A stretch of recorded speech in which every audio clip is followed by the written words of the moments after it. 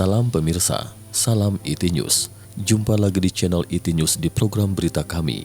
Hari ini kami akan informasikan berita tentang penelitian terbaru menyebutkan bahwa coronavirus komunis Tiongkok menunjukkan mutasi yang jelas. Mutasi itu akan membuat virus lebih mudah menyerang tubuh manusia dan mengakibatkan infektivitas virus berkali-kali. Simak berita selengkapnya. Sebuah penelitian terbaru telah menemukan bahwa virus komunis Tiongkok menunjukkan mutasi yang jelas. Mutasi bernama D614G akan membuat virus lebih mudah menyerang tubuh manusia dan bisa mengakibatkan infektivitas virus berkali-kali.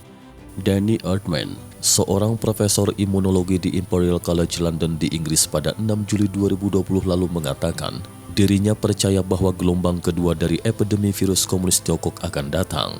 Meski pemerintah dari berbagai negara telah membuat persiapan yang lebih baik untuk menghadapi infeksi ulang, situasinya masih sangat mengerikan. Menurut penelitian terbaru yang diterbitkan dalam jurnal terkenal Cell pada 2 Juli, varian virus komunis Tiongkok yang saat ini beredar di dunia lebih mungkin menginfeksi sel manusia daripada virus aslinya. Ini juga salah satu alasan meningkatnya situasi epidemi di Amerika Serikat dan Amerika Selatan. Para peneliti dari Los Alamos National Laboratory di New York, Meksiko, Amerika Serikat dan Duke University di North Carolina bekerja sama dengan tim peneliti dari University of Sheffield di Inggris untuk bersama-sama menganalisis urutan genom dari virus komunis Tiongkok.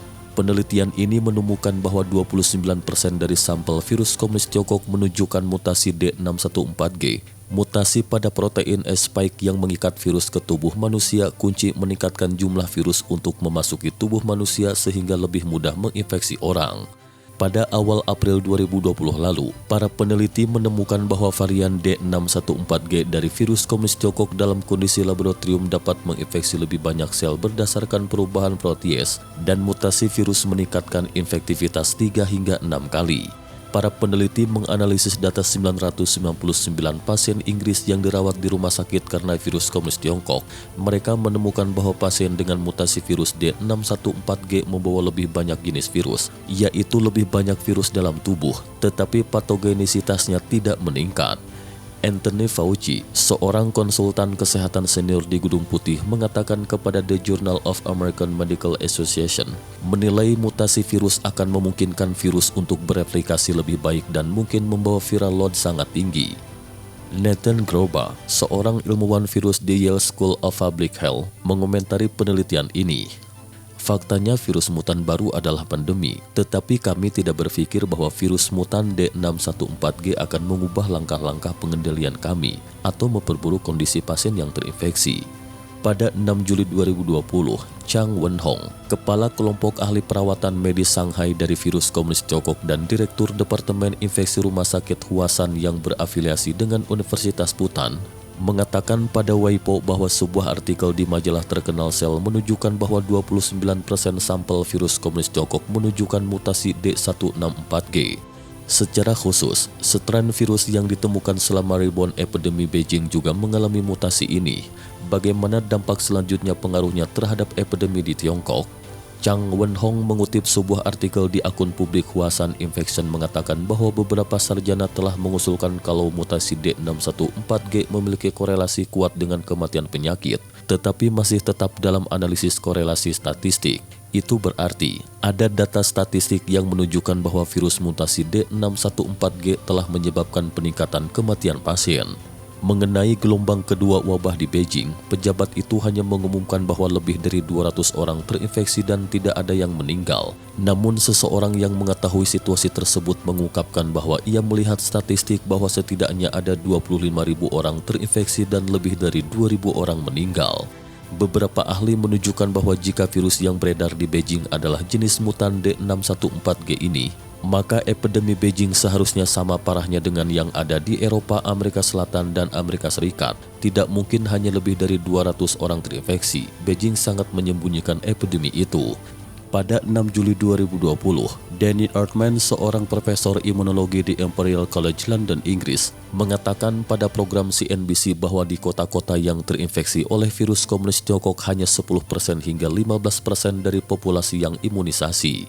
Menurut Danny Erdman, kekebalan orang terhadap hal semacam virus komunis Tiongkok tampaknya sangat rapuh.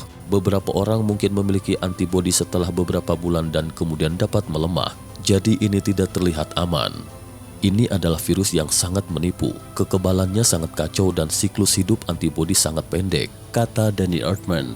Konsultan Gedung Putih Fauci juga mengatakan pada Juni 2020 lalu bahwa jika virus komunis Tiongkok berperilaku seperti virus corona lainnya, kekebalan terhadap antibodi atau vaksin tidak akan bertahan lama.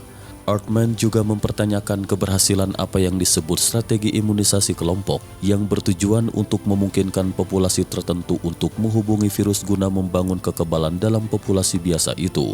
Inggris awalnya mengusulkan penggunaan imunisasi kelompok untuk melindungi sistem medis National Health Service yang genting, tetapi kemudian mengadopsi langkah-langkah keras untuk menutup kota. Pemerintah di seluruh dunia saat ini berjuang untuk mencari vaksin virus komunis Tiongkok, tetapi data di atas menunjukkan bahwa hanya 10% hingga 15% orang yang akan menghasilkan antibodi setelah terinfeksi. Artinya bahwa vaksin tersebut tidak aktif untuk lebih dari 85% orang dan waktu kelangsungan hidup antibodi sangat pendek. 15% orang yang telah divaksinasi hanya efektif selama beberapa minggu. Virus masih dapat menyerang tubuh manusia di masa depan karena antibodi telah menghilang. Kesimpulan penelitian di berbagai negara menunjukkan bahwa meneliti vaksin tidak terlalu berarti. Danny Erdman percaya gelombang kedua dari pandemi virus komunis Tiongkok akan datang, meskipun pemerintah dari berbagai negara telah membuat persiapan yang lebih baik untuk infeksi ulang. Situasinya masih sangat-sangat mengerikan. Siapapun yang berpikir itu virus telah menjadi lebih ringan atau virus telah menghilang, atau entah bagaimana dapat menyelesaikan masalah virus, itu hanya menipu diri mereka sendiri. Dia masih menjadi virus yang mematikan dan masih sangat mudah menginfeksi orang, dan saya rasa manusia tidak terbiasa menghadapi kenyataan ini, kata Danny Erdman kepada CNBC. Danny Erdman menekankan bahwa sulit untuk memprediksi apakah atau kapan vaksin yang efektif melawan virus komunis Tiongkok dapat diidentifikasi. Perincian menentukan keberhasilan atau kegagalan vaksin tidak begitu mudah diperoleh, kata Erdman. Lebih jauh, Danny Erdman menjelaskan bahwa saat ini ada lebih dari 100 versi vaksin percobaan. Mungkin ada kesalahan dalam proses ini. Erdman menilai banyak ilmuwan ahli imunologi dan pakar vaksin masih merasa sangat takut terhadap epidemi tersebut.